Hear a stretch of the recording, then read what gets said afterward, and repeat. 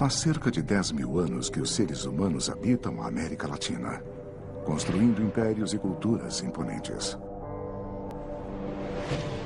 No continente hoje, encontram-se algumas das maiores cidades do mundo. Mas toda a civilização é obra dos homens. Então, quanto tempo levaria para desaparecer o legado dos latino-americanos? Sem manutenção, submetidos ao clima e ao passar dos anos, quanto tempo durariam as construções que são o orgulho e a identidade do continente? Não importa como os humanos desaparecerão, pois não estarão mais aqui e deixarão para trás toda a história da civilização do planeta.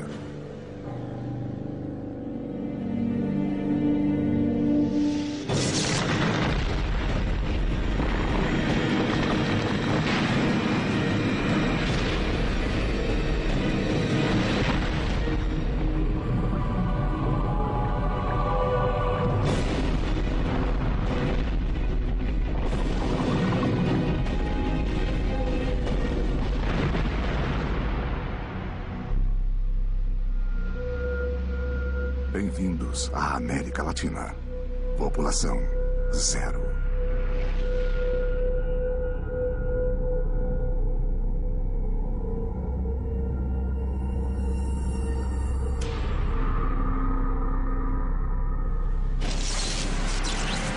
América Latina, sem ninguém.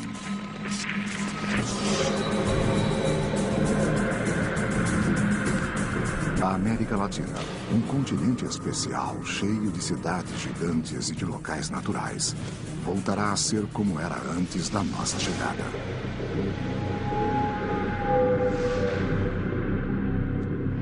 O que vai acontecer com esta dualidade? A cidade dura, de concreto, de vidro, de granito, que aloja um pedaço muito pequeno da verdadeira cidade latino-americana, porque a maior parte do tecido urbano é feito de imensas periferias precárias. Periferias também de tijolo e cimento e laje, mas periferias com muito menos capacidade de resiliência para o tempo e para tudo que vem depois.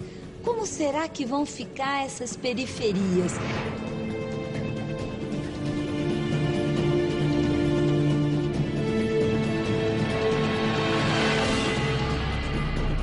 Para um escritor, é uma hipótese muito interessante e perturbadora pensar num mundo sem ninguém.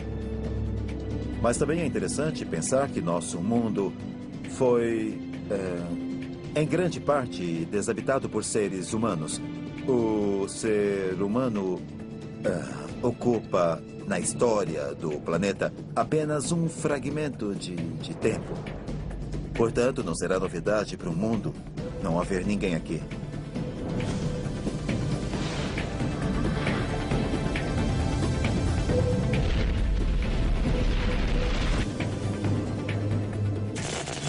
Um dia, sem ninguém. Um dia sem seres humanos. E as grandes cidades latino-americanas continuam praticamente iguais ao dia anterior. Mas as 700 milhões de pessoas não estão mais lá. As ruas, antes acostumadas com o fluxo de pessoas, estão vazias. Muitos carros ficarão parados para sempre no meio das avenidas. E as buzinas nunca mais serão ouvidas. São Paulo pararia tudo, e a poluição que é emitida diariamente. Então, como nós temos muitos carros, emitindo CO2, gás carbônico na atmosfera, isso pararia. E já seria percebido um clima melhor, um ambiente melhor, para respirar mais oxigênio do que gás carbônico. São Paulo é uma das cidades mais modernas e cosmopolitas da América Latina. Os mais de 41 milhões de habitantes da cidade do estado atravessavam suas ruas para trabalhar, fazer compras ou simplesmente passear. Mas São Paulo foi abandonada para sempre. Primeiro dia sem humanos em São Paulo. Ai, que alívio! Sem trânsito, sem congestionamento. A primeira mudança que vai ocorrer na Terra é uma mudança na atmosfera. A concentração de poluentes na atmosfera vai diminuir e isso vai provocar alterações significativas. Como resultado, as cidades começarão a ser dominadas pelas plantas. As plantas irão, então, se expandir. Diminuindo os níveis de poluição, a degradação dos edifícios, construções e monumentos será bem reduzida. Devido aos baixos níveis de poluição, então o processo de deterioração será mais lento. Mas isso não significa que não ocorrerá. A cidade do México é uma cidade muito povoada, com milhões de pessoas que conquistaram seu espaço pela ação humana, dominando de alguma forma todas as forças naturais para sobreviver. Mas quando os sistemas falharem, um desastre pode acontecer.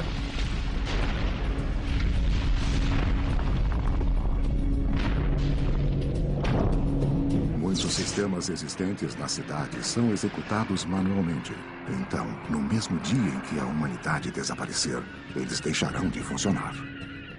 A coleta do lixo, o tratamento apropriado e a eliminação dos resíduos, com certeza, são vitais para o funcionamento de uma cidade. É uma questão de higiene urbana. Sem isso, a cidade entrará em colapso em questão de alguns dias. Em cada esquina do México, o lixo não coletado, cerca de 50 mil toneladas por dia, fica ao ar livre e um fedor nauseante começa a aumentar. Enquanto isso, os milhões de animais que nos acompanham há milhares de anos têm de sobreviver por conta própria. Muitos animais ficarão presos dentro das casas. Alguns irão forçar a saída e muitos deles irão recuperar sua antiga vida, tanto os costumes e os hábitos, como a morfologia que possuíam originalmente. Há tantos cães na cidade do México que muitos proprietários os soltam ou eles mesmos conseguem fugir. E já se formou uma população de cães ferozes que andam ao redor dos vulcões pequenos e até atacam animais silvestres. Também mudarão a coloração e o comportamento, em outras palavras, a morfologia e o comportamento, porque muitos deles o homem levou a encontrar um conjunto de características benéficas, transformando-os em animais domésticos. Buenos Aires, com uma população bem menor que a cidade do México e São Paulo, também começa a sofrer as consequências do desaparecimento dos seres humanos. Os animais que têm uma chance maior de sobrevivência são os cães e os gatos. Entre os cães maiores, de maior porte. Os cães pequenos, de raças menores, têm pouca chance de sobreviver. E é muito provável que se tornem presas. Serão animais caçados por outros cães. Estima-se que na cidade de Buenos Aires existam cerca de 500 mil cães e 300 mil gatos. Muitos deles, trancados em seus apartamentos, estão condenados a uma morte certa. Os animais que fugirem de suas casas-prisões encontrarão as ruas vazias e precisarão começar a viver de outra forma. Lentamente, os animais de estimação dominarão as cidades.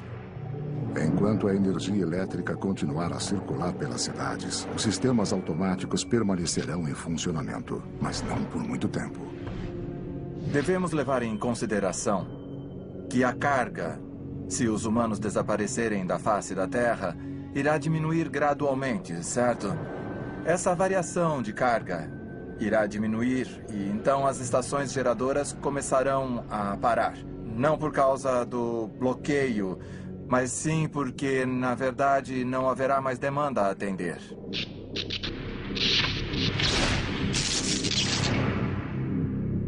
Essas poucas horas de energia elétrica servirão para que os sistemas que a civilização deixou funcionando causem as primeiras catástrofes. Os telões, sinais de trânsito e as luzes continuarão operando, mas em 36 horas as favelas começarão a queimar. As medidas de segurança quase inexistentes nas moradias precárias não resistirão ao excesso de aparelhos ligados, e com um curto-circuito se iniciará um incêndio que ninguém poderá apagar. passo a passo, os sistemas, a cidade é toda de sistema, né? Um sistema de eletrificação, um sistema de esgoto, sistema de água, ele vai entrando em colapso. O principal seria a energia elétrica. Acredito que sem a manutenção dos operadores do sistema, você teria curto-circuito, né? Provavelmente incêndios, e eu acredito que, vamos dizer, 10 dias você teria um colapso, né, da rede de energia elétrica. O fogo fora de controle começará a remover os primeiros vestígios das cidades latino-americanas. Não se trata mais de habitações de barro, ou habitações de madeira, ou habitações de palha, ou de materiais que muito rapidamente vão se desfazer no tempo. Por isso, dessa vez, vai ficar uma imagem muito clara entre um pedaço da cidade com materiais perenes e nobres, com uma cara de formalidade, mas um outro pedaço da cidade que também é feito de materiais perenes e nobres, mas em função da própria precariedade, vai se deteriorar e vai se destruir muito mais rapidamente, como sempre aconteceu ao longo da história. Os edifícios vão reagir de maneiras diferentes às condições ambientais, no que diz respeito aos monumentos, por exemplo, os monumentos de metal.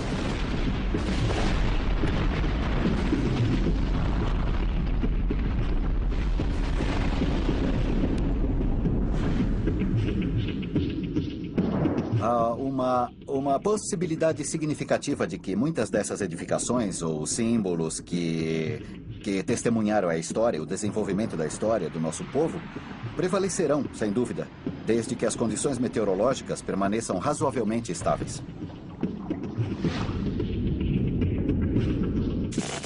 Sete dias, sem ninguém.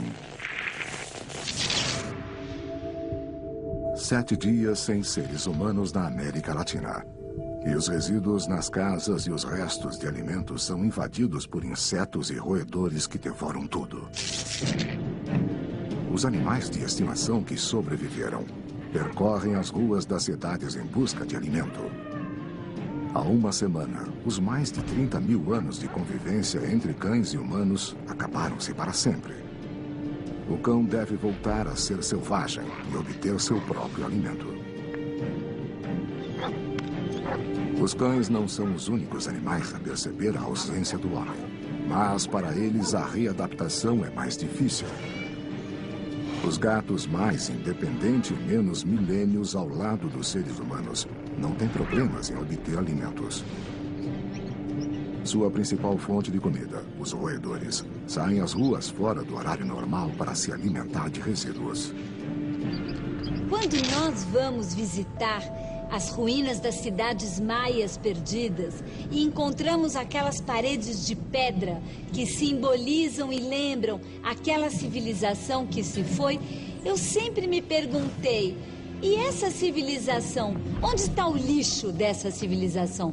Evidentemente, naquele momento, não havia um consumo e um descarte, como é muito claramente marcado na paisagem atual das nossas cidades. Aquelas montanhas de lixo, as montanhas de entulho, numa escala muitas vezes maior ainda do que a escala dos edifícios e das casas. Boa parte da população se preocupa com isso. Agora, boa parte não se preocupa. O que acontece é que nós produzimos muito lixo. E outro fato importante é a questão de embalagens. Então, se nós vamos num supermercado, na cidade de São Paulo, grande parte dos produtos vem em embalagens plásticas, né? E esse plástico é difícil de ser degradado, de ser absorvido pela natureza. Então, as pessoas se preocupam, mas muitas vezes jogam em qualquer local. E em época de enchente aqui tem um grande número de pluviométrico, assim, de precipitação na época de chuva, a gente percebe isso nos rios. Então, grande quantidade de plástico, principalmente de garrafas plásticas, que entopem bueiros e tal. Então, é o lixo jogado em um local inadequado. Às vezes, se 10% da população faz isso, é importante pela quantidade de pessoas. O lixo está ligado à grande quantidade de matéria orgânica. E esse cheiro é horrível. A queima de pneus velhos, a queima da borracha, de papel, plástico, celulose, seria pior do que um campo de petróleo queimando, mas com uma grande quantidade de diversos produtos químicos. Nos jardins zoológicos, a situação dos animais tornou-se desesperadora. Há uma semana, ninguém os alimenta. Depois de muitas tentativas, alguns conseguem escapar de suas jaulas. São eles que conseguirão sobreviver. Nos currais onde podem conviver diferentes espécies de animais, uns acabarão matando os outros. Podem ocorrer casos de canibalismo e, em outras ocasiões, animais de maior estrutura, de maior tamanho, conseguirão quebrar cercas e muros. E nos currais que não forem cobertos e nem fechados, eles poderão escapar. Haverá espécies que podemos chamar de equivalentes vicariantes. Tigres, leões, haverá também proboscídeos, também os cavalos selvagens. E então haverá todas as condições ambientais adequadas para que essas espécies, uma vez alcançada a liberdade, substituam as espécies que, por acaso, tenham desaparecido. Pela primeira vez, as cidades estão na escuridão total. Os sistemas de alimentação de emergência entram em colapso e as grandes cidades latino-americanas desligam-se para sempre. Um mês sem ninguém. Um mês sem seres humanos e as cidades não estão desertas. O reino dos ratos já começou. Esses pequenos roedores famintos percorrem as ruas. O habitat muda e os animais ligados à cidade devem mudar seus costumes violentos. O processo de extinção continuará, pois é uma coisa natural, mas não será na mesma proporção. E assim, a fauna começará a recuperar as condições em que vivia antes. Claro que não serão as mesmas condições, mas cerca de 99% das espécies existentes sobreviverão ao desaparecimento do homem. E mais, voltarão a restaurar o equilíbrio com a natureza em melhores condições. Acho que um grande número de aves retornará. Outras espécies que não ficam aqui por causa da poluição. E será uma mistura de pântano com grandes blocos de lixo flutuante.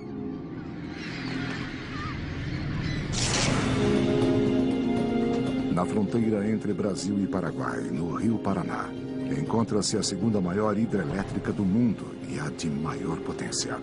A usina de Itaipu gera 95% da energia consumida no Paraguai e 24% da necessária ao Brasil. Com 196 metros de altura e mais de 7 quilômetros de extensão, é considerada uma das grandes obras da engenharia do século XX.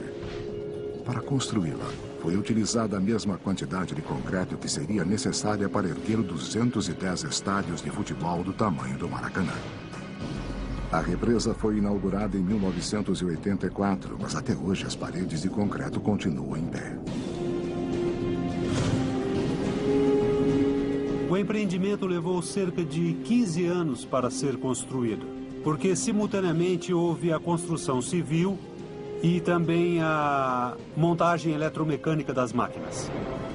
A represa possui 3 pares de comportas que são usadas para aliviar a quantidade de água que se acumula no reservatório. Atualmente, a represa libera 11 mil metros cúbicos de água por segundo para controlar o nível. O reservatório possui mais de 200 quilômetros de altura e capacidade para 29 bilhões de metros cúbicos. Itaipu faz parte de um sistema de barragens hidrelétrica que estão distribuídas ao longo do Rio Paraná. A usina hidrelétrica de Itaipu é praticamente uma central de base, ou seja, a central tem uma maior eficiência operando em um regime mais estável. A capacidade existente é uma capacidade de pico.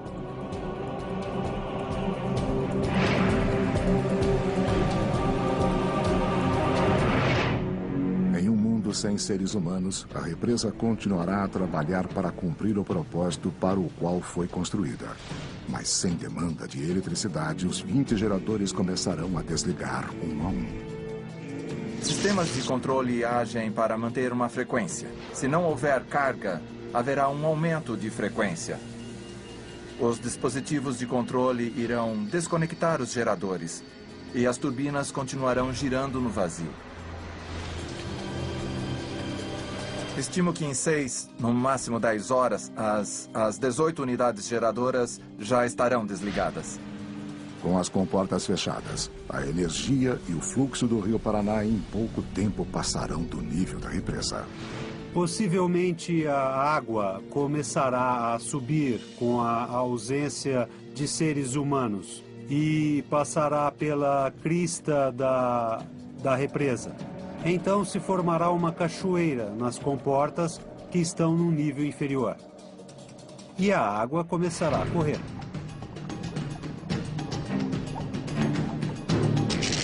Nós não acreditamos que exista a possibilidade de rompimento da estrutura de concreto, principalmente.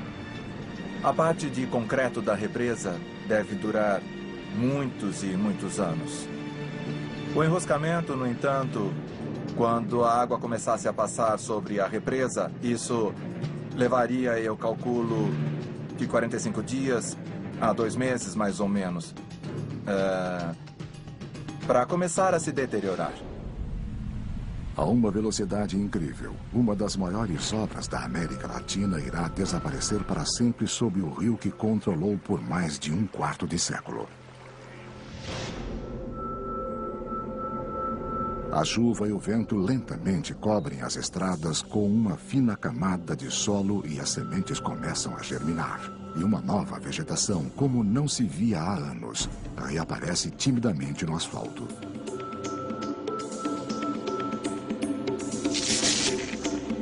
Os grandes predadores e os animais que conseguiram escapar do zoológico andam pelas ruas à procura de presas e descansam em parques, florestas e praças da cidade. A natureza da América Latina lentamente reclama seus direitos. Na cidade de São Paulo, a floresta atlântica, a vegetação que cobriu a região por milhares de anos, começa a entrar na cidade. A Mata Atlântica ela é um bioma assim, muito úmido, né, com uma chuva característica, né? A precipitação de água é bem constante. Tanto é que a cidade de São Paulo é conhecida como Terra da Garoa. Hoje ela perdeu muito isso, o asfalto que existe, a permeabilização do solo, muitas construções, prédios, casas. Então ela ficou com um microclima muito elevado, a temperatura muito alta. Sem as pessoas, a Mata Atlântica voltaria na cidade, né? O concreto ia acabar, os prédios e a vegetação voltaria. E com essa vegetação voltaria também a garoa mais intensa, né? A chuva e a umidade mais elevada. A América Latina é modificada a uma velocidade espantosa. Um ano sem ninguém.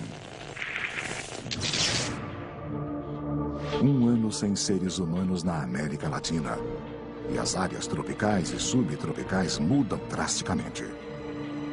Os parques, eles, na época de chuva, na época de verão e primavera, a vegetação cresce muito. Tanto é que órgãos públicos da prefeitura têm que fazer a poda da grama, principalmente, das árvores, a cada 45 dias. Então, em 3 meses, a grama já estaria na altura da cintura de um homem adulto. Em um ano, ela estaria bem alta, a altura de um 1,5 m ou mais, né? 1,80 m aproximadamente. Essa vegetação compondo a cidade traria animais para povoar de novo essa mata, de novo a cidade de São Paulo.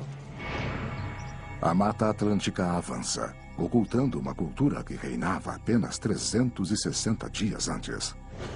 A natureza não foi capaz de apagar a marca do homem. No entanto, as cidades se tornam cada dia mais irreconhecíveis. A cidade de São Paulo, que sempre manteve um equilíbrio entre o cinza do cimento e o verde da vegetação frondosa, já não é mais a mesma. As gramíneas e plantas avançam sobre a Avenida Paulista, dando-lhe um perfil selvagem. Os arranha-céus são dominados pelas trepadeiras. Muita vegetação característica é que muitas trepadeiras, né, que vão usar os prédios, as construções para se apoiarem. E isso, com a umidade que a floresta tem, vai ajudar a deteriorar os prédios. Então Então, mesmo concreto ou madeira, ela vai decompor, vai apodrecer, e essa vegetação, a Mata Atlântica, vai colaborar bastante nisso, a decompor as construções da cidade. E essa vegetação atrairia muitas espécies, como macacos, bugios, preás, coelhos, lagartos e muitas aves. O Brasil é o terceiro país no mundo com maior diversidade de espécies de aves. No México, o Lago Texcoco, um grande sistema lacustre que cobria o vale antes da chegada do homem, ressurge nas áreas mais baixas da cidade, que antes eram seu domínio.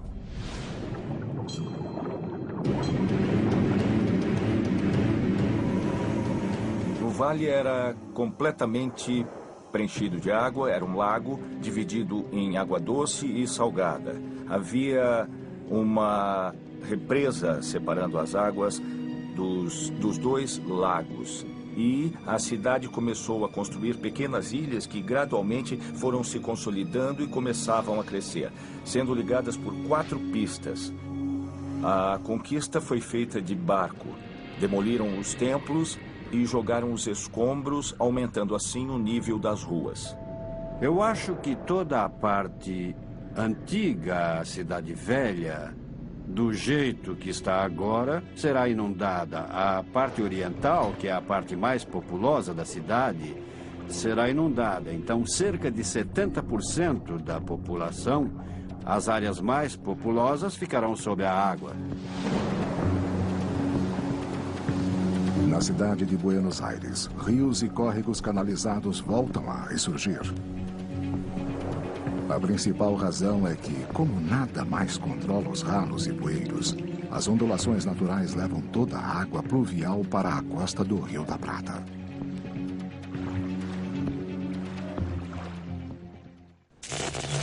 Dois anos sem ninguém. 2 anos sem seres humanos na América Latina. E na primavera, o obelisco de Buenos Aires e os prédios ao redor começam a ser cobertos por trepadeiras e plantas típicas da região. Nem todas são originais, já que muita vegetação adaptada pelo homem ao meio ambiente sobrevive ali. Na cidade do México, a água continua a erguer-se lentamente, escondendo e afundando para sempre uma das grandes culturas da América Latina e do mundo.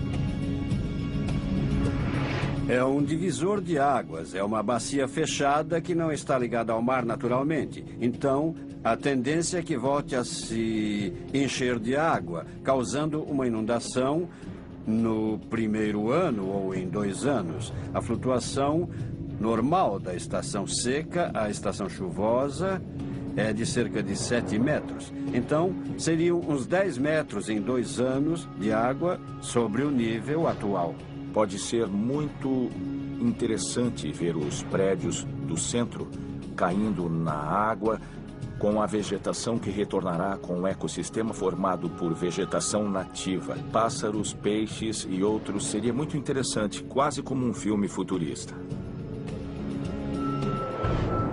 A falta de manutenção em pontos delicados começa a gerar alguns acidentes. Sem causar grandes ameaças às estruturas, as grandes construções começam a mudar. Se o prédio se deformar, a janela pode ser submetida a cargas para as quais não foi concebida, entende? Então, se as condições de equilíbrio estático se alterarem, o vidro pode se romper em questão de segundos, apresentando o que em materiais chamamos de falha catastrófica.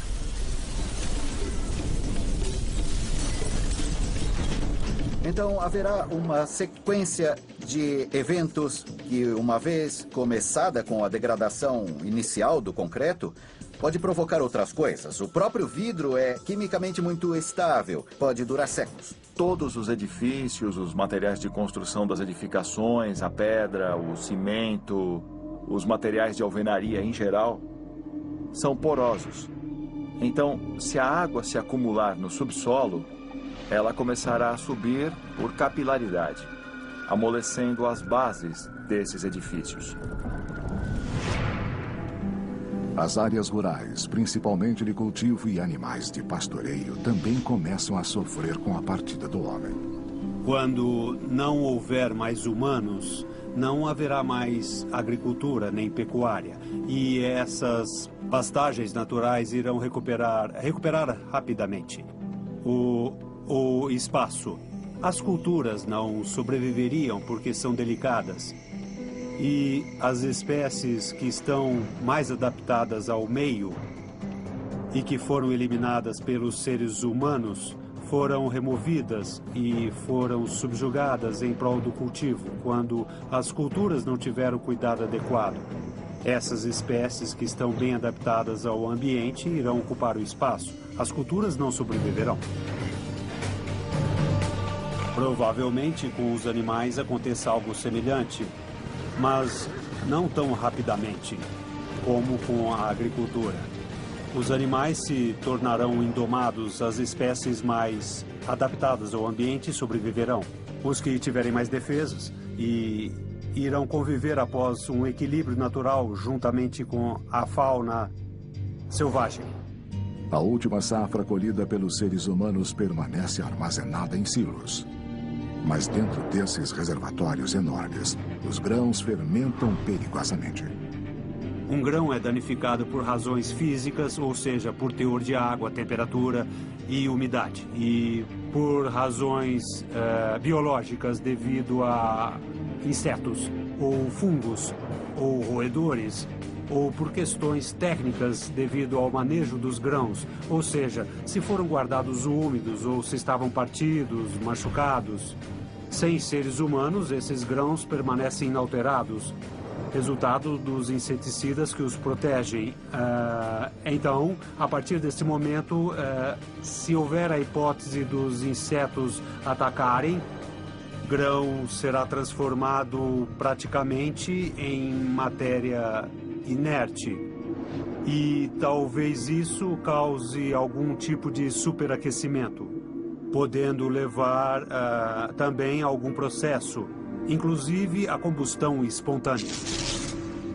Esses silos enormes, com centenas de toneladas em seu interior, explodem de uma forma que nunca teria ocorrido no tempo dos seres humanos.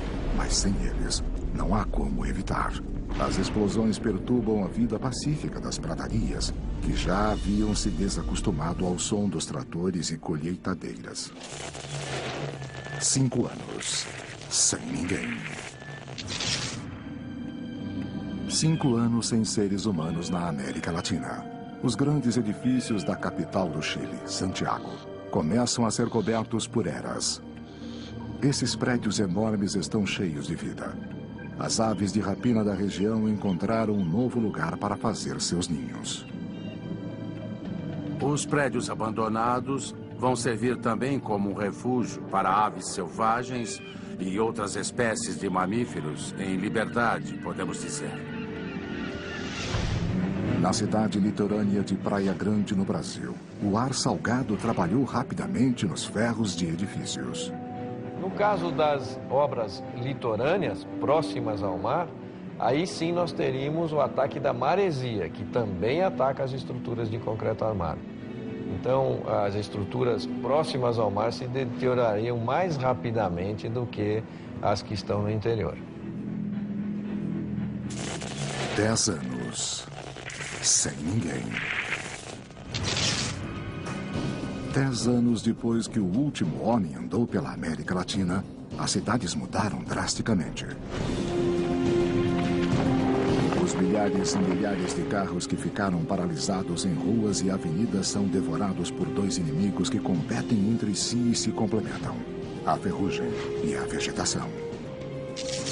As condições atmosféricas ao nível do mar são muito mais agressivas em termos de corrosão. A umidade, por exemplo, a umidade relativa do ar é muito maior. Então, nesse sentido, os metais que formam as peças de um carro, sem dúvida, tendem a ser corroídas muito mais rápido do que aqui, na altitude da cidade do México. O lago Texcoco, no Vale do México, já voltou a seu nível anterior. A Praça do Zócalo, centro da cidade na época dos seres humanos, desapareceu debaixo da água. O Palácio Nacional e a Catedral Metropolitana estão parcialmente submersos. A água enfraqueceu suas bases e basta um tremor de pequeno porte para que caiam e afundem para sempre. As inundações de 5 ou 7 metros de profundidade podem até mesmo melhorar. Saiu um pedaço de prédio e a água começa a penetrar em seu interior como se fosse um barco. Então eu acho que pode ser muito interessante. 20 anos sem ninguém. 20 anos se passaram desde o desaparecimento da raça humana e a natureza avança desenfreadamente. Na cidade de São Paulo, o monumento às bandeiras próximo ao Parque do Ibirapuera mudou. A natureza voltou a dominar o local e a vegetação avança sobre o monumento de 50 metros de comprimento e 16 de altura. O Ibirapuera parece mais uma floresta selvagem do que o Parque do Tempo dos Humanos. Os mais de 50 parques e áreas protegidas de São Paulo já deixaram seus limites e devoram uma cidade que parecia dominar para sempre a natureza. Em 2 décadas, o processo natural em todo o continente já foi restaurado. O processo natural, em geral, é que os lagos se encham de sedimentos e a quantidade de água ocupe maior extensão, que haja mais evaporação, que os sais se precipitem e a vegetação vá mudando. Nunca voltará a ser o mesmo, mas no sul a vegetação se recuperará mais rápido. E também, com um maior número de lagos, virão mais aves, com mais sementes e mais pólen. No norte, onde há menos oferta de água limpa, será uma área pantanosa. Insalubre, mas que possivelmente acabará com os sistemas de drenagem e chegará a níveis mais elevados. 20 anos após a partida dos seres humanos e os outrora modernos arranha-céus de La Portada, em Santiago do Chile, abrigam uma nova vida em seu interior. As espécies que habitariam o local serão as voadoras. Com certeza se transformará em um ninho de condores, de aves nativas. Provavelmente também haverá roedores e gatos que de algum modo conseguiriam subir no local e provavelmente se tornará um edifício bem interessante quando habitado por esses novos seres. Há morcegos que dispersam sementes, são polinizadores, ou mesmo podem carregar pólen ou sementes que caem nesses lugares e começam a crescer. Então, acho que poderia se formar um ecossistema. Os pombos certamente poderão sobreviver. Camundongos e ratos, que são onívoros e se alimentam do que encontram, são os primeiros animais a sobreviver. Mas se eles sobreviverem, talvez alguns outros predadores, como os gatos, possam sobreviver.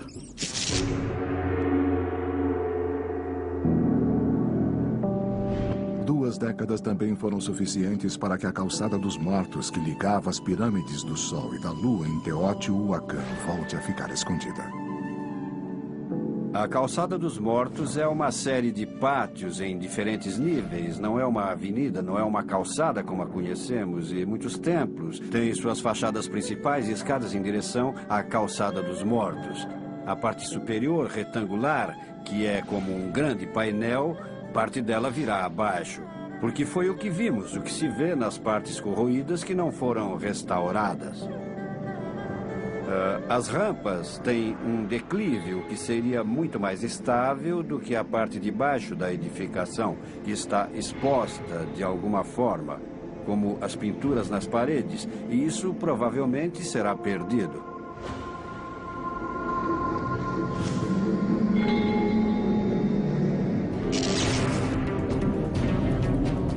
A América Latina mudou rapidamente. A erosão, a passagem do tempo e a natureza começaram a apagar os vestígios de nossa estada no planeta.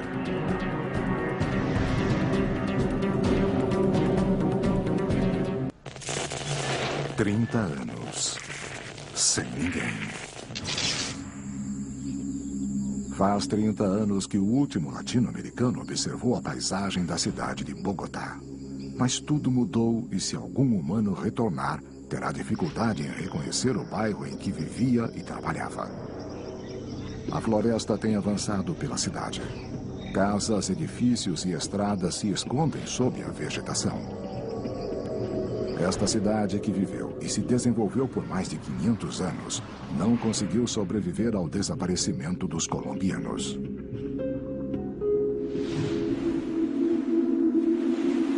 A América Latina já precisou abandonar povoados e até mesmo cidades inteiras devido a catástrofes naturais. Em Melincué, uma estância turística situada na província argentina de Santa Fé, uma inundação foi responsável pelo abandono. Melincué significa em Mapuche o lugar das 4 águas. Porque se diz que originalmente havia 4 lagos que acabaram se tornando um único grande lago na pampa úmida de Santa Fé. É um mini-oceano, digamos. Tem um lago de cerca de 150 mil hectares. É uma bacia que tem um desnível em relação aos outros locais de 14 metros de profundidade. Uma característica desse lago é uma bacia endorreica que não tem possibilidades de saída natural. Por isso, decidiram diminuir o nível do lago com um sistema artificial de bombeamento. Antigamente, este povoado era um lugar onde milhares de turistas vinham em busca das propriedades curativas da água salgada. Com a inauguração de um hotel em 1933, o turismo começou a florescer e a Idade do Ouro chegou à região.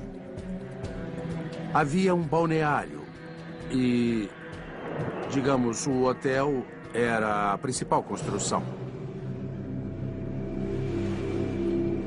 Em 1970, o hotel e uma parte da cidade ficaram debaixo d'água. 30 anos foram suficientes para que a água destruísse tudo na região. Houve uma forte chuva, 300 milímetros mais ou menos, e isso causou a inundação e a elevação do nível das águas do lago. Bom, o lago destruiu grande parte da cidade, digamos, e grande parte do balneário.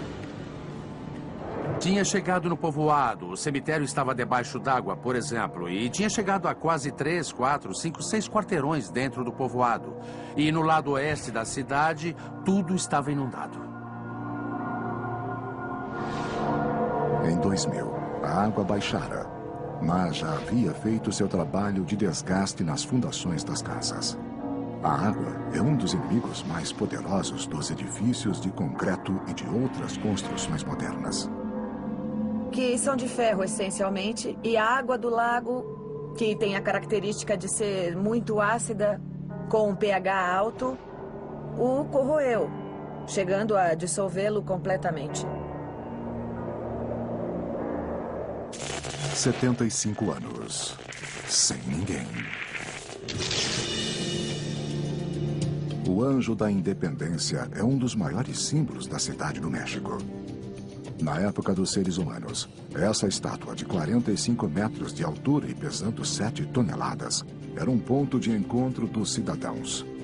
Essa escultura de bronze banhada em ouro, que simboliza o fim do domínio espanhol sobre os mexicanos, também não pôde resistir ao teste do tempo e à ação da água em suas fundações.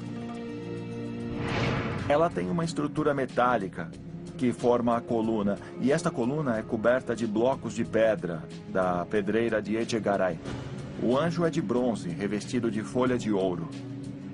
Então é uma película muito delicada, e embora seja ouro, isso não é suficiente para suportar as condições ambientais a que deve resistir na altura em que está. Ela tem um verniz para que a laminação dure um pouco mais. O fato de sermos livres, de sermos uma nação, é o que isso representa para nós. Então, sempre que nós temos que fazer alguma coisa, qualquer coisa importante, qualquer celebração, qualquer evento, tem a ver com o Anjo da Independência. Esse símbolo é a alma de quem somos. E muito da alma de quem somos está nesses monumentos. E um dos nossos trabalhos, dos nossos desejos, é fazer com que isso perdure. Talvez até mais do que eu ou qualquer um de nós que está aqui agora. Após 75 anos sem manutenção e com o desgaste constante da água, um dos símbolos da liberdade latino-americana cai. No entanto, não há nenhum ser humano para sofrer com esse paradoxo cruel.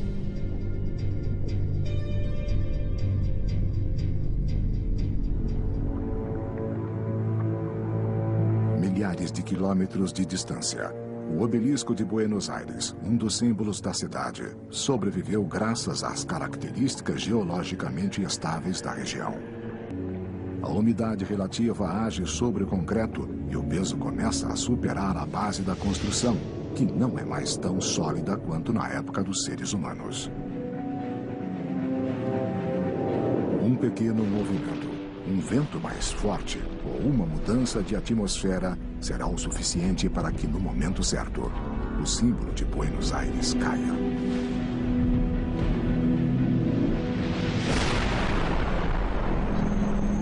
Algumas aves, antas e avestruzes que voltaram à região que habitavam antes dos seres humanos são as únicas testemunhas da queda do monumento.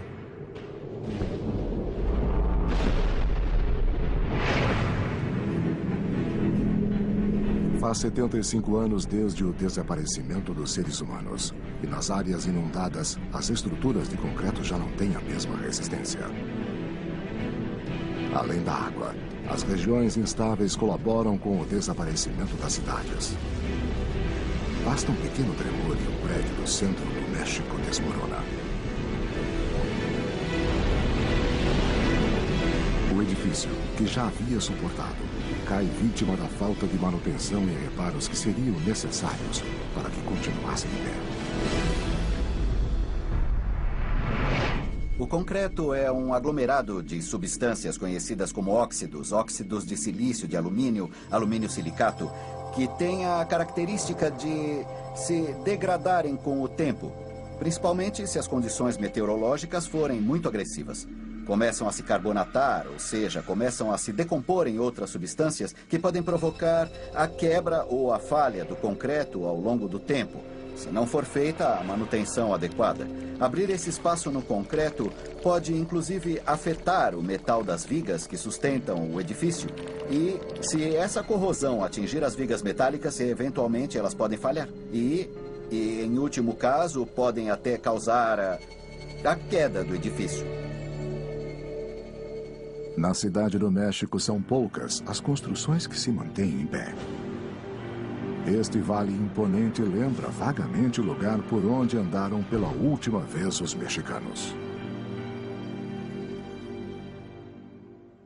– 75 anos. Sem ninguém.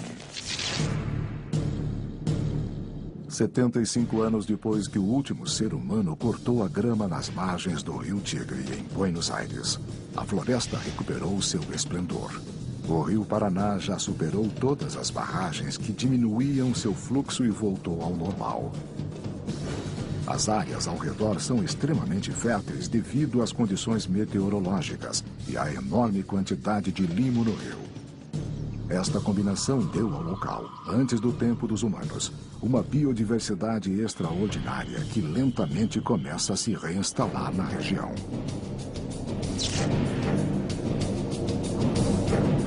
A ilha Martim Garcia encontra-se na região insular do Rio da Prata, na área do delta perto da foz do Rio Paraná e da foz do Rio Uruguai. Estas terras são ricas em vegetação e sempre foram depositárias dos elementos trazidos pelos rios. O bairro chinês era um distrito da ilha até a inauguração do novo porto. Desde então, as construções foram abandonadas.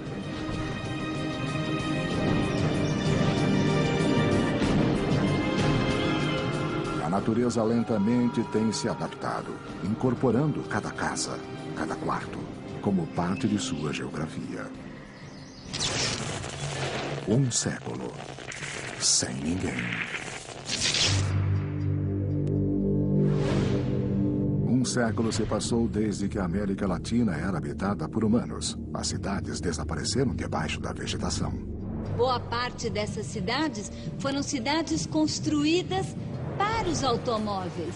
Então imagino aquele monte de sistemas viários, como nós dizemos em português, os espaguetes viários, os viadutos, lotados de carros sem ninguém. O que vai acontecer com essa imensa infraestrutura viária? Nas ruínas de um futuro sem humanos, o que vai sobrar são as enormes vias expressas e viadutos que marcam a paisagem das nossas cidades? A rodovia Pan-Americana, com 48 mil quilômetros, é um sistema de estradas e rodovias que praticamente unia o continente americano de uma extremidade à outra. A área da rodovia poderá se transformar em corredores de fauna, corredores de povoamento. Imediatamente será invadida por espécies de arbustos e árvores. Nas estradas e rodovias poderemos observar as fissuras, a presença de rachaduras, de buracos, não é? Que também serão colonizados inicialmente por algas, líquens, e logo em seguida começarão a crescer plantas, especialmente gramíneas. Então, em pouco tempo, as rodovias serão convertidas em campos com vegetação densa de arbustos, árvores e também com gramíneas rizomatosas. Hoje, apenas algumas paredes de concreto e restos quase irreconhecíveis de carros são tudo o que resta desse projeto que esteve a 87 quilômetros de unir todo o continente. As estradas, em muitos casos, serão usadas como corredores. Parte da mesma construção humana facilitará a passagem dentro desse ecossistema de concreto.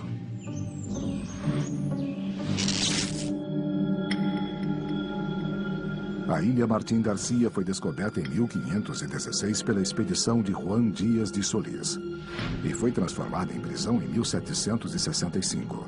Com a criação do vice-reino do Rio da Prata, tornou-se uma guarnição militar. O antigo presídio da Ilha Martín Garcia está há mais de 100 anos abandonado. Sua construção não resistiu. Suas ruínas são apenas indícios de seu antigo esplendor e a natureza já faz parte de sua fundação.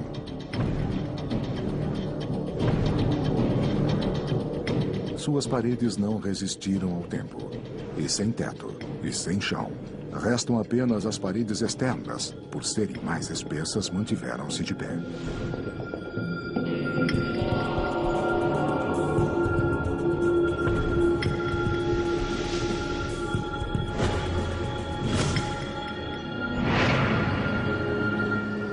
Em 100 anos, a natureza impôs seu poder. No tempo dos humanos, ela viu seu espaço diminuir, muitas vezes rendendo-se a cidades imponentes. Hoje, os animais não se lembram dessas alterações e descansam em locais que no tempo dos homens seriam impensáveis. Os descendentes dos animais que viviam em zoológicos percorrem os locais onde antes caminhavam humanos, e outros retornaram a seus lugares de origem. Finalmente, os predadores, que é o grupo que os seres humanos mais afeta, bom, este grupo voltará a retomar suas populações naturais, digamos, e isso permitirá que seja reconstruída a famosa pirâmide alimentar, com esses animais na parte superior, sendo os megapredadores. Quanto aos herbívoros, suas populações também deixarão de ser afetadas pelo homem que os caça. Então, também aumentarão. E, novamente, voltará ao ciclo natural desses grandes herbívoros, que é alimentar os grandes carnívoros. 100 anos também marca o começo do fim das grandes construções projetadas para resistir ao tempo. No topo do Morro do Corcovado, o Cristo Redentor, símbolo da cidade do Rio de Janeiro e uma das 7 maravilhas modernas do mundo, observa um planeta sem seres humanos. Esta enorme construção de 38 metros de altura e mais de 1000 toneladas também não fica alheia ao desaparecimento das pessoas. O concreto é um material de construção que foi desenvolvido a partir de um aglomerante básico que é o cimento. Esse cimento, apesar de ele ser produzido em larga escala e ter um custo barato, ele é um produto industrial que requer muita tecnologia. Tão incrível que nós conseguimos fazer o que a natureza levaria milhões de anos para fazer, que seria uma rocha, se nós conseguiríamos produzir essa mesma peça com a forma e a geometria que desejada pelo homem, em muito pouco tempo. No entanto, um século sem manutenção foi o suficiente para que a natureza escale a estrutura e comece a desgastá-la de forma que as construções modernas não podem resistir. As trepadeiras que iriam invadir as edificações e esconder essas edificações e criar ambientes propícios justamente ao desenvolvimento de fungos, porque eles praticamente convivem numa simbiose. Então, eu diria que as plantas teriam um papel de ajudar nessa deterioração. E a raiz tem um poder de expansão destrutivo por causa das suas forças de expansão. E ela iria destruindo as estruturas, as fundações das estruturas.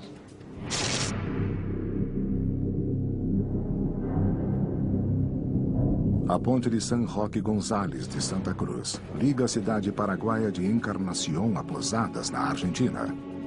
Atualmente é uma das fronteiras mais transitadas entre os dois países. A ponte de 2.550 quilômetros atravessa o Rio Paraná, o mesmo que mais acima faz funcionar a hidrelétrica de Itaipu. O que eu posso dizer é que os acessos para a ponte são para veículos e ferroviário. E estão apoiados sobre, digamos, sapatas. E todo o leito possui um manto de rochas basálticas, o que dá uma base muito boa para esse tipo de estruturas. São cilindros que estão afundados a 3 metros, dentro do maciço rochoso. Também há fundações de estacas. E tem uma área da ponte principal que é sustentada por cabos, que são os tensores que podemos observar. A ponte foi construída com materiais de alta qualidade, com concreto muito especial, o que pode conferir à estrutura uma longevidade significativa. No tempo dos humanos, a ponte, fundada em 1990, era submetida a constantes análises para determinar suas funções e substituir componentes defeituosos ou danificados. No entanto, passaram-se 100 anos desde a última revisão e os materiais fadigados começam a falhar. Os metais se degradam de diferentes formas. Há metais como o alumínio, o aço e mesmo o bronze que, ao se oxidarem, ao se combinarem com o oxigênio na superfície, aparece uma camada de óxido passivante, chamada de pátina em alguns casos, que protege o interior do material do processo de corrosão.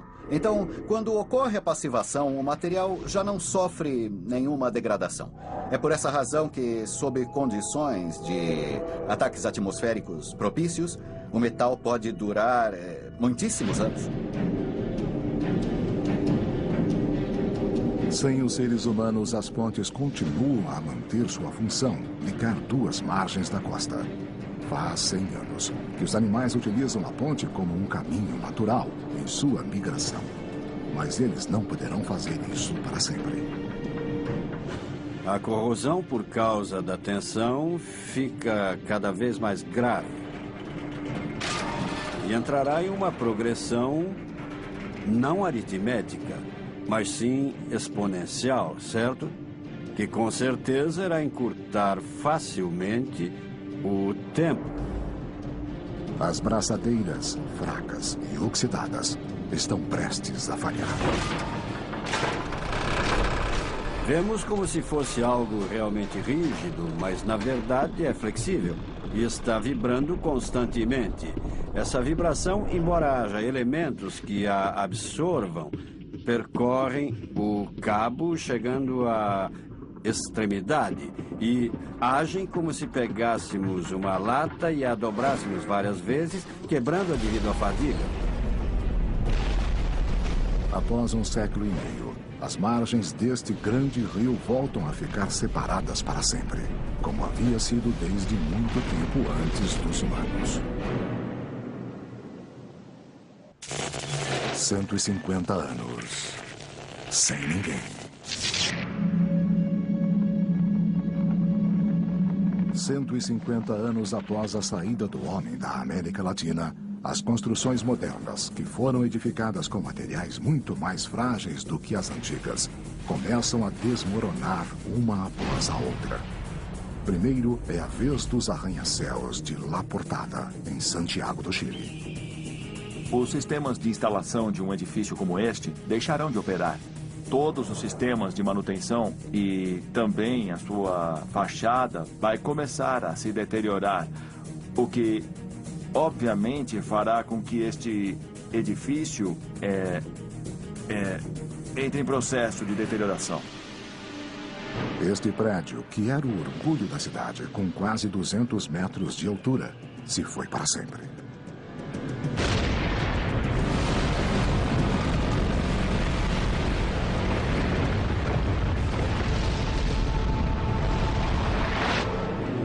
São Paulo, durante o tempo dos humanos, chegou a ter mais de 5.600 prédios com mais de 35 metros, perdendo apenas para Hong Kong e Nova York.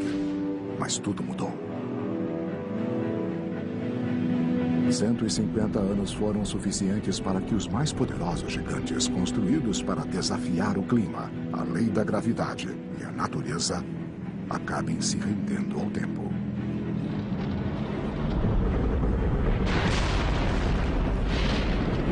Um a um, os grandes arranha-céus de São Paulo caem. O edifício Copan, um dos mais emblemáticos de São Paulo, com 140 metros de altura, desaba. Os prédios desaparecem e São Paulo recupera suas paisagens originais. Portanto, todas as estruturas que até agora a humanidade construiu terão, de alguma forma, um fator de sobrevivência que depende fortemente do material utilizado. As cidades ainda conservam suas formas. Os arbustos escondem seu esplendor, mas o solo é o mesmo. E essa característica também está prestes a mudar para sempre. Em nossa época, as cidades tinham uma intensa vida na superfície, mas muitas atividades também se desenvolviam no subsolo. Você vai ter realmente rombos, né? Trincas enormes, falha nas estruturas de concreto. E aí você vai ter águas jorrando e o que acontece? O aço da armadura do concreto, ele vai se corroer, vai praticamente desaparecer. Você tem aqui grandes vãos. Inclusive ali que tem aquele círculo enorme que nós chamamos de Maracanã, né? Ali você tem um ponto frágil, que é uma falta de estrutura. Isso daí é o primeiro caminho. Em seguida, elas vão cair. Os pilares, que trabalham eminentemente a compressão, a boa parte deles ficará. E você terá, em volta dos pilares, alguns pedaços, algum toco de laje e vigas. Então, você vai ter esse concreto caindo. Mas isso vai ser muito gradativo, como eu falei, porque as lajes e vigas primeiro, os pilares ficarão. Alguns trechos de túnel, que eu citei o da Paulista, os impermeabilizados, os de ferro fundido, ficarão. Após 150 anos, os últimos túneis desabam.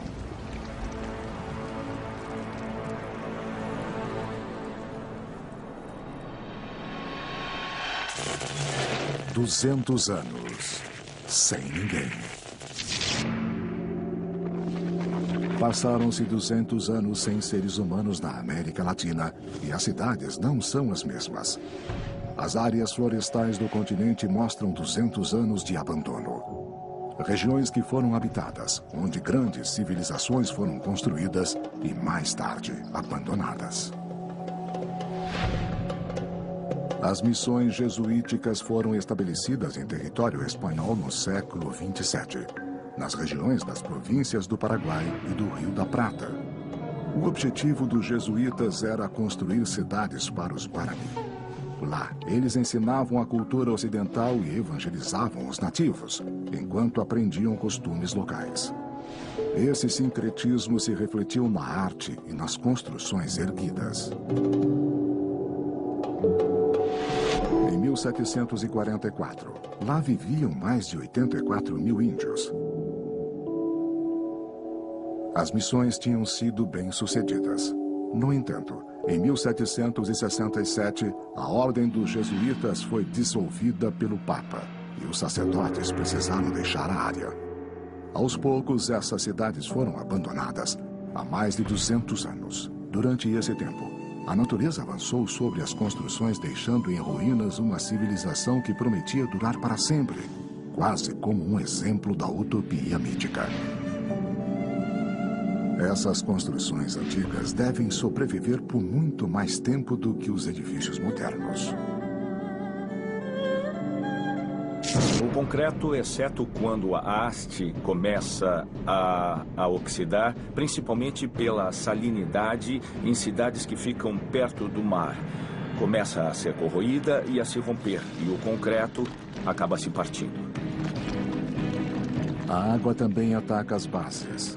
Um por um, os edifícios da cidade do México caem. Basta um simples movimento de solo para iniciar um espetáculo preparado há 200 anos.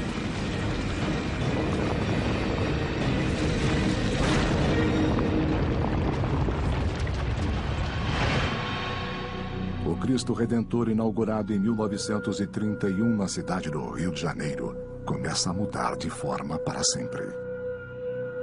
O elemento mais importante do monumento não é a sua existência física, mas é o elemento simbólico que ele carrega na relação com aquelas pessoas.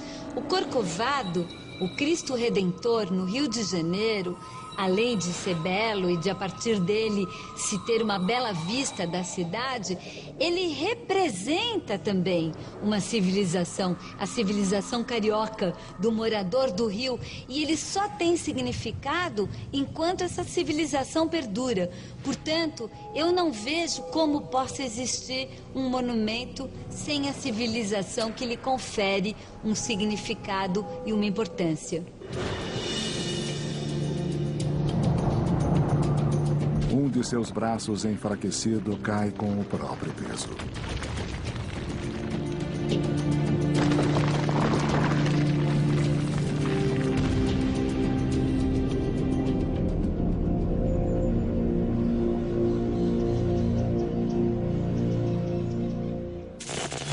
250 anos, sem ninguém.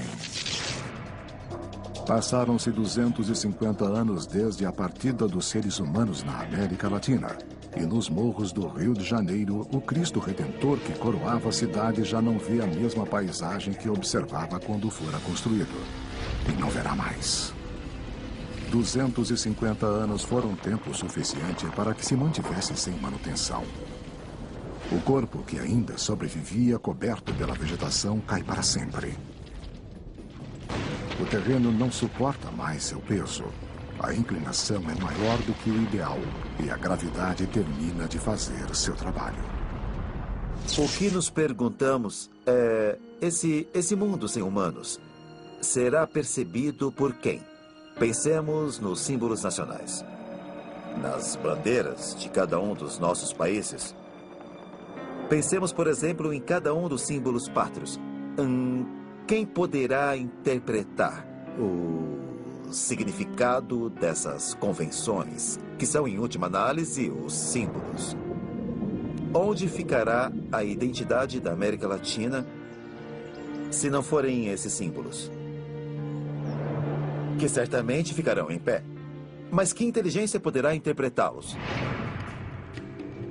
Outro símbolo de São Paulo, o edifício Itália, também cai no meio da selva.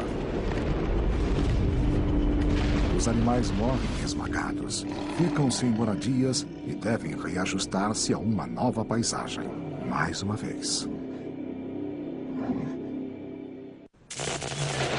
500 anos, sem ninguém.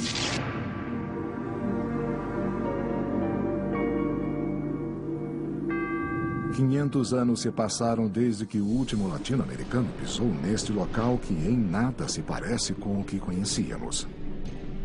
Na antiga cidade de São Paulo, os imponentes edifícios foram caindo um a um. As ruas enormes cheias de carros foram apagadas pela vegetação. Os parques ultrapassaram todos os limites e tornaram-se selvagens de novo. Os milhões de seres humanos que habitavam a cidade foram substituídos por animais que regressaram e outros que precisaram adaptar-se.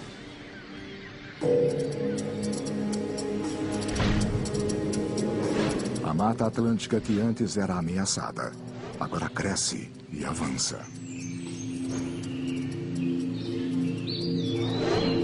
A Mata Atlântica é um bioma muito importante no Brasil e é único, só existe no Brasil.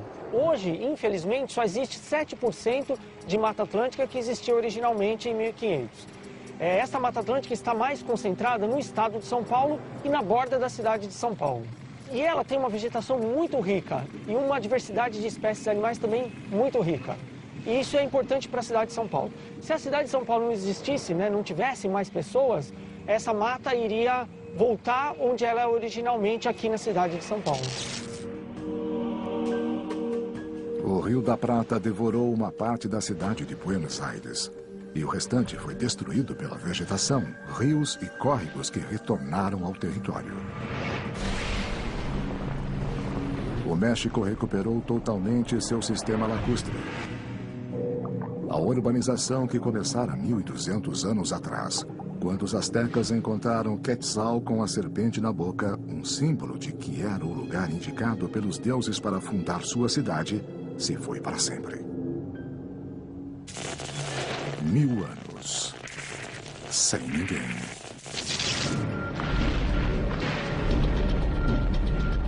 Mil anos é o tempo decorrido desde que o último homem andou pelo planeta.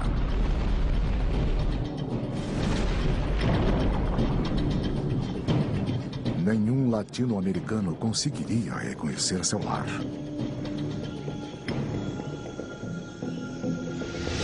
As cidades maias conseguiram sobreviver mesmo ficando abandonadas por mais de 1000 anos, mas não há possibilidade de que nossa civilização perdure tanto tempo.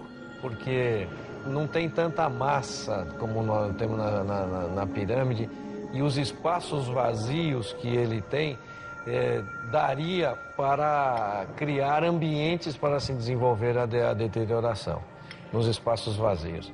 Mas nós temos edifícios vários com resistências muito elevadas, e essas peças com resistências elevadas se manteriam por muitos anos, por 1000, 2000 anos, seguramente sem nenhum problema. O que eu acho que pode sobrar como uma marca, 1000 anos depois, são os estádios de futebol. Embora as grades caiam gradualmente, eles são projetados para cargas móveis. São como grandes vasos e serão facilmente reconhecidos em fotografias aéreas. Talvez não seja um legado intencional, mas serão facilmente identificados os estádios de futebol. Nada é tão simbólico, tão importante, tão monumental como os nossos estádios de futebol. Maracanã, La Boca, Morumbi, esses são monumentos que vão ficar e vão representar uma civilização que tinha no futebol um dos elementos mais importantes da cultura urbana latino-americana.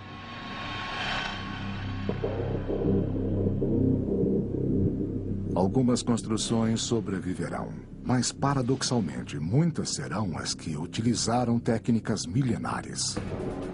Muitas construções que consideramos antigas ainda estão em pé. Então, há as construções maias, onde a cidade foi tomada pela selva. E agora vemos como o templo se ergue sobre as árvores em perfeitas condições, como se tivesse acabado de construí-lo. Em quase todos os casos, as raízes das árvores destruíram a construção original, mas a pedra tem uma durabilidade muito importante. Os telhados de palha e os elementos de madeira, é claro que desapareceram, mas a pedra permaneceu, como acontece nas construções romanas ou nas construções egípcias e gregas. Na Idade do Bronze, o homem começou a forjar as ferramentas com as quais criaria seu império na Terra. Por milhares de anos, as técnicas e materiais foram evoluindo a níveis que os primeiros humanos nem sequer imaginavam. Quando não estivermos mais em nosso continente, 1000 anos após termos desaparecido, esses elementos básicos, símbolos do início da nossa civilização, permanecerão. Sob condições de ataques atmosféricos propícios, o metal pode durar muitíssimos anos. Como prova disso, temos as estátuas das culturas antigas, não é? Eu já vi objetos metálicos que vêm dos egípcios.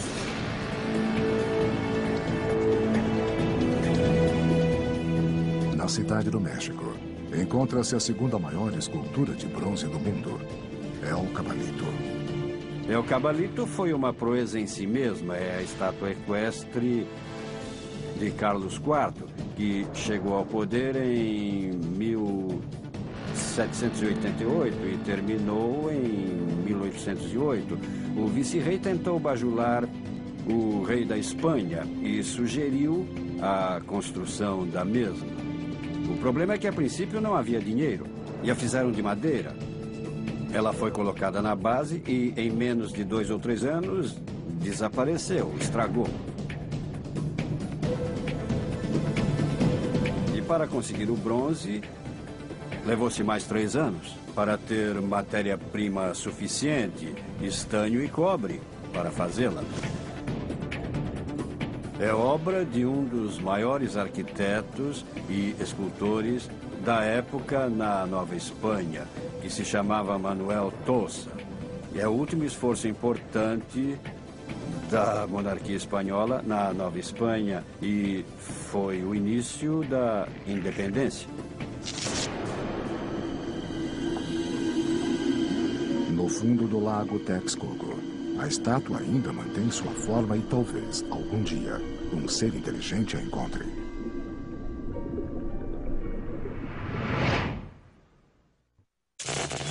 Mil anos sem ninguém.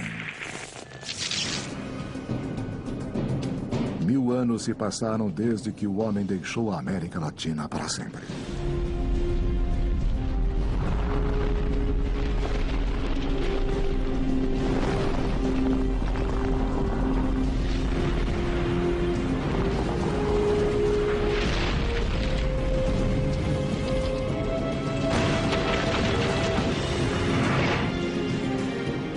As terras voltam a ser virgens e permanecem como quando o homem pisou pela primeira vez em seu território, mais de 11.000 anos antes. Há poucos sinais da nossa civilização que ainda perduram sobre a face do continente.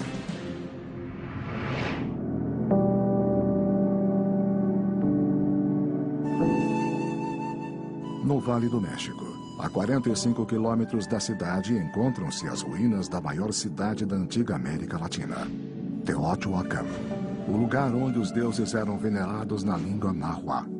Estima-se que aqui chegaram a viver cerca de 200.000 pessoas. Era uma população tão grande que nem sequer havia muralhas para defendê-la de ataques externos. Teotihuacan é a parte da civilização mesoamericana de um período muito especial, que é o famoso período clássico. Então, Teotihuacan manifesta-se como uma cidade. Foi uma das maiores ocupações urbanas do continente. No entanto, um dia a cidade começou a ser abandonada e em 650 depois de Cristo estava completamente vazia. Sua existência nunca foi esquecida, mas ela nunca voltou a ser povoada como em seus dias de glória. Hoje há ruínas pelos mais de 21 quilômetros quadrados que continham a cidade, mas a maior concentração de construções esculpidas está concentrada em torno dos principais monumentos, as pirâmides do Sol e da Lua. Em algum momento não havia controle e a população foi abandonando a cidade. Muitos ficaram, muitas construções pegaram fogo, muitas pessoas morreram. A cidade ficou com poucos habitantes, mas já tinha deixado de atuar como centro político, como centro da Mesoamérica.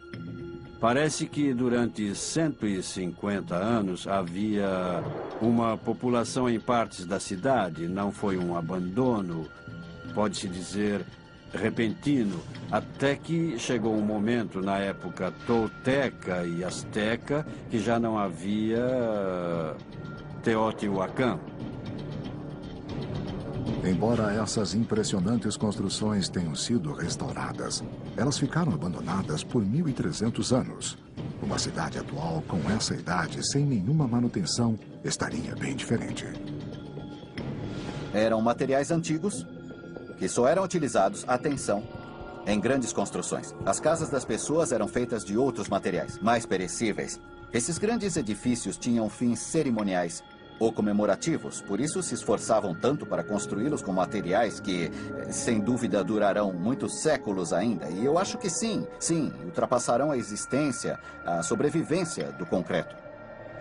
Em Teotihuacan, os edifícios, como em todas as partes, são construídos com materiais locais, que são argilas, pedras vulcânicas porosas, que são de basalto leve e são sólidos. Não têm túmulos nem passagens secretas. Estão abandonados e parecem pequenos morros, cobertos de vegetação. Este é um clima de deserto, então ainda há provavelmente muitos edifícios ainda não explorados, o que pode nos dar uma boa ideia de como estavam os explorados. Com árvores de pirum, nopal, palo dulce, mas é a vegetação local. Então não parecem construções, parecem morros.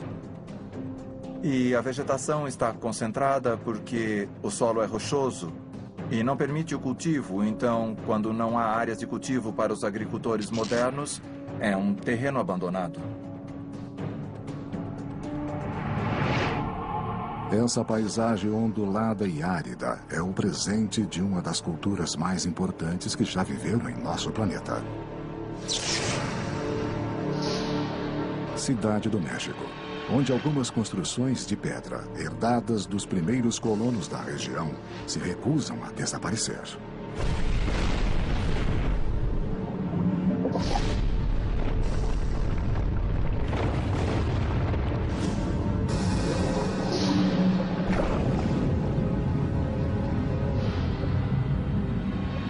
Mas uma última estocada da natureza está prestes a acabar com qualquer vestígio da nossa civilização.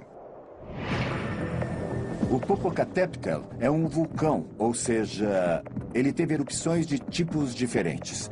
Algumas catastróficas e outras graduais. Às vezes, as erupções são apenas emissões de cinzas, mas em outras etapas são fluxos de lava. E pode explodir, dependendo do tipo de erupção. É possível que se retorne a uma paisagem geológica de vulcões ativos, como era na época de Cristo.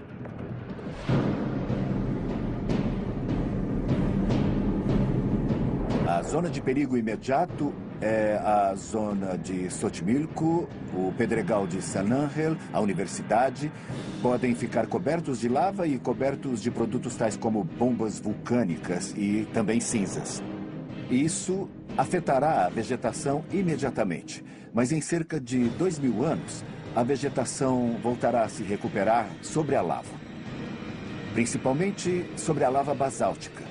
Devemos nos lembrar também que as erupções vulcânicas criam fraturas, criam falhas. Então pode ser um relevo diferente e os vestígios da cidade serão enterrados.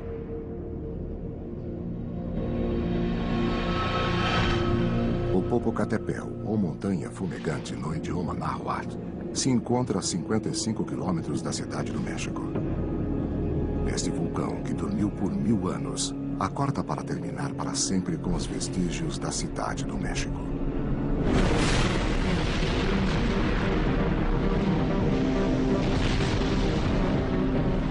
Em poucas horas, uma nuvem ectoplástica começará a depositar-se nas pradarias e lagos. Serão vários meses de catástrofes, mortes e agitação. E quando acabar, o Vale do México mudará novamente e a vida recomeçará mais uma vez.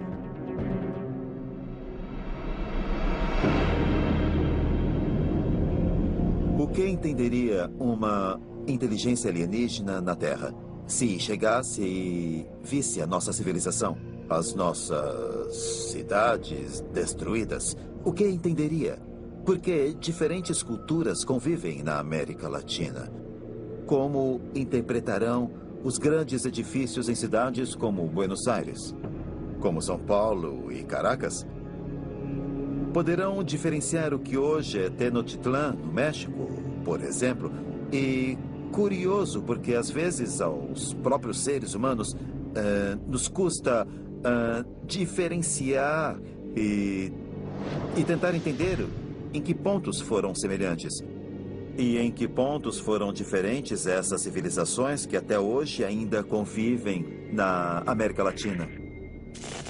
100 mil anos. Sem ninguém. 100 mil anos se passaram desde a partida da humanidade e a América Latina descansa enquanto a próxima evolução ocorre. E começa a tomar forma em algum lugar do planeta, muito lentamente, a nova espécie que em milhões de anos nos substituirá. Enquanto isso, a natureza tem prevalecido, apagando para sempre os vestígios de nossa civilização. O mundo continua a mudar e evoluir. Novas espécies surgem e outras desaparecem. Tudo continua seu ciclo, até o dia em que nosso planeta deverá voltar a fazer parte da estrela que há milhões de anos o formou. O Sol. O processo de deterioração será mais lento, mas isso não significa que não ocorrerá. A cidade do México é uma cidade muito povoada, com milhões de pessoas que conquistaram seu espaço pela ação humana, dominando de alguma forma todas as forças naturais para sobreviver.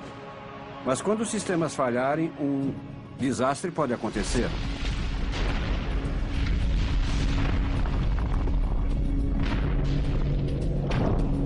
Muitos sistemas existentes na cidade são executados manualmente. Então, no mesmo dia em que a humanidade desaparecer, eles deixarão de funcionar. A coleta do lixo, o tratamento apropriado e a eliminação dos resíduos, com certeza, são vitais para o funcionamento de uma cidade. É uma questão de higiene urbana. Sem isso, a cidade entrará em colapso em questão de alguns dias. Em cada esquina do México, o lixo não coletado, cerca de 50 mil toneladas por dia, fica ao ar livre e um fedor nauseante começa a aumentar. Enquanto isso, os milhões de animais que nos acompanham há milhares de anos têm de sobreviver por conta própria. Muitos animais ficarão presos dentro das casas.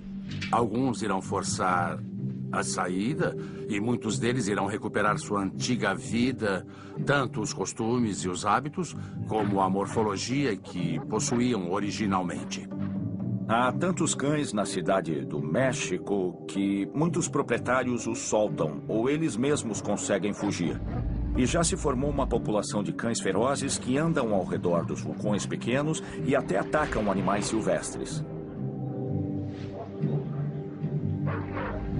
Também mudarão a coloração e o comportamento, em outras palavras, a morfologia e o comportamento, porque muitos deles o homem levou a encontrar um conjunto de características benéficas, transformando-os em animais domésticos. Buenos Aires, com uma população bem menor que a cidade do México e São Paulo, também começa a sofrer as consequências do desaparecimento dos seres humanos.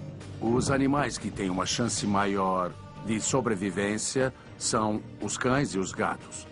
Entre os cães maiores, de maior porte. Os cães pequenos, de raças menores, têm pouca chance de sobreviver. E é muito provável que se tornem presas. Serão animais caçados por outros cães. Estima-se que na cidade de Buenos Aires existam cerca de 500 mil cães e 300 mil gatos. Muitos deles, trancados em seus apartamentos, estão condenados a uma morte certa.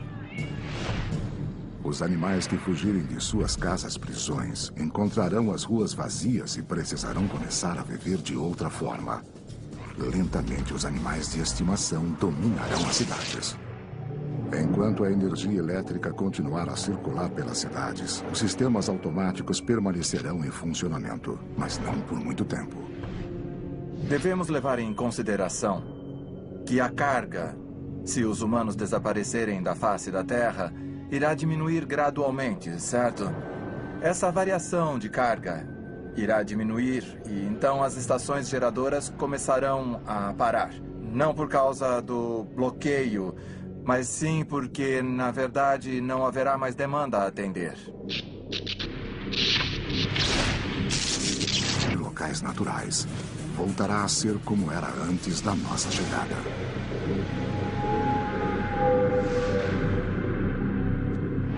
O que vai acontecer com esta dualidade? A cidade dura, de concreto, de vidro, de granito, que aloja um pedaço muito pequeno da verdadeira cidade latino-americana, porque a maior parte do tecido urbano é feito de imensas periferias precárias. Periferias também de tijolo e cimento e laje, mas periferias com muito menos capacidade de resiliência para o tempo e para tudo que vem depois. Como será que vão ficar essas periferias?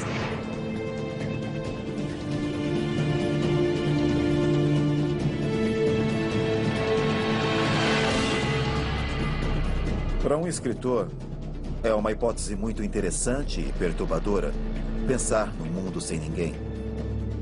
Mas também é interessante pensar que nosso mundo foi, em grande parte, desabitado por seres humanos. O ser humano ocupa, na história do planeta, apenas um fragmento de tempo. Portanto, não será novidade para o mundo não haver ninguém aqui.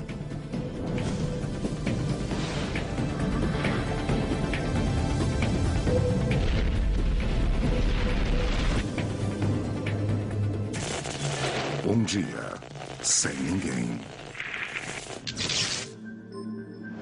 Um dia sem seres humanos. E as grandes cidades latino-americanas continuam praticamente iguais ao dia anterior. Faz cerca de 10 mil anos que os seres humanos habitam a América Latina, construindo impérios e culturas imponentes. No continente hoje, encontram-se algumas das maiores cidades do mundo. Mas toda a civilização é obra dos homens. Então, quanto tempo levaria para desaparecer o legado dos latino-americanos? Sem manutenção, submetidos ao clima e ao passar dos anos, quanto tempo durariam as construções que são o orgulho e a identidade do continente? Não importa como os humanos desaparecerão, pois não estarão mais aqui e deixarão para trás toda a história da civilização do planeta.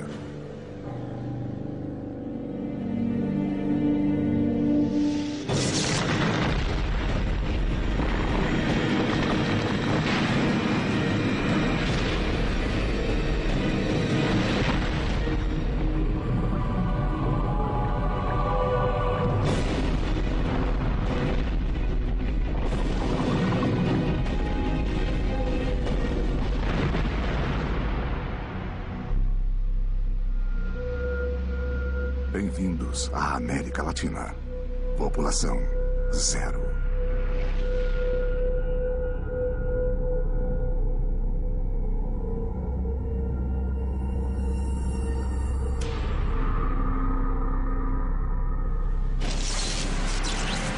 América Latina, sem ninguém.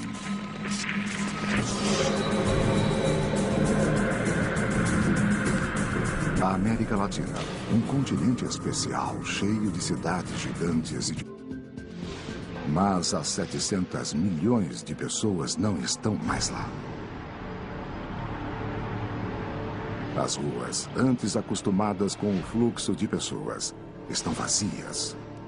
Muitos carros ficarão parados para sempre no meio das avenidas, e as buzinas nunca mais serão ouvidas. São Paulo pararia tudo, de a poluição que é emitida diariamente. Então, como nós temos muitos carros, emitindo CO2, gás carbônico na atmosfera, isso pararia. e já seria percebido um clima melhor, um ambiente melhor, para respirar, né, mais oxigênio do que gás carbônico. São Paulo é uma das cidades mais modernas e cosmopolitas da América Latina. Os mais de 41 milhões de habitantes da cidade e do estado atravessavam suas ruas para trabalhar, fazer compras ou simplesmente passear. Mas São Paulo foi abandonada para sempre. Primeiro dia sem humanos em São Paulo. Ai, que alívio! Sem trânsito, sem congestionamento. A primeira mudança que vai ocorrer na Terra é uma mudança na atmosfera. A concentração de poluentes na atmosfera vai diminuir e isso vai provocar alterações significativas. Como resultado, as cidades começarão a ser dominadas pelas plantas. As plantas irão então se expandir. Diminuindo os níveis de poluição, a degradação dos edifícios, construções e monumentos será bem reduzida devido aos baixos níveis de poluição. Então,